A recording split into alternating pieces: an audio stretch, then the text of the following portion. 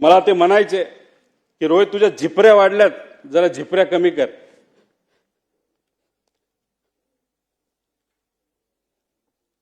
त्या दिवशी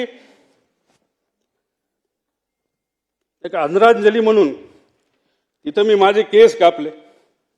ते मला म्हणायचे तू जरा शारीरिक वजन वाढले, तू जरा शारीरिक वजन कमी कर पण राजकीय वजन वाढव. मी नुसतं म्हणायचो हो करतो, पण मी त्यांना शब्द देतो की माझी हेअरस्टाईल मी अशीच ठेवेल, शारीरिक वजन कमी करेल, राजकीय वाढवेल.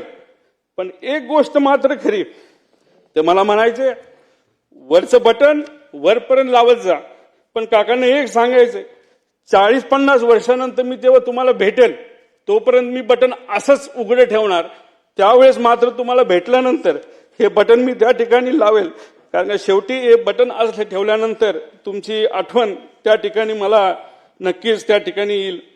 पण एक गोष्ट अजून आहे, 40-50 वर्षांनी जेव्हा अजित काकांची माझी भेट होईल तेव्हा हा माझा लढा जो मी आता त्या ठिकाणी लढत आहे आणि अख्खा महाराष्ट्र त्या ठिकाणी लढत आहे, तेव्हा अजित काकांसमोर ताट मानेले मी तिथं उभा राहील.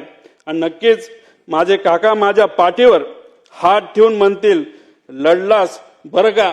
आणि या गोष्टी ऐकण्यासाठीच हा जो छोटासा लढा पण महत्वाचा लढा त्या ठिकाणी मी व सर्वांनी तिथं हातात घेतलाय, तो पूर्ण केल्याशिवाय राहणार नाही. आणि दादांच्या अपघातात जो कोणी जबाबदार असेल, जो कोणी दोषी असेल, त्याला तुरुंगात टाकल्याशिवाय आणि शिक्षा दिल्याशिवाय आम्ही तर त्या ठिकाणी शांत बसणार नाही. तो किती मोठा असला आणि कुणी काय असलं तरी आम्ही घाबरणार नाही. त्याच्याच बरोबर मला काकींना या ठिकाणी सांगायचं, काकी तुमच्या राजकीय पुढच्या प्रवासामध्ये या छोट्या कार्यकर्त्यांचं तुमच्या या पुतण्याचं जिथं कुठं तुम्हाला मदत लागेल ती मदत करण्यासाठी मी सदैव त्या ठिकाणी तयार असेल. एवढंच या ठिकाणी सांगतो, जेवढं बोलेल तेवढं कमी आहे.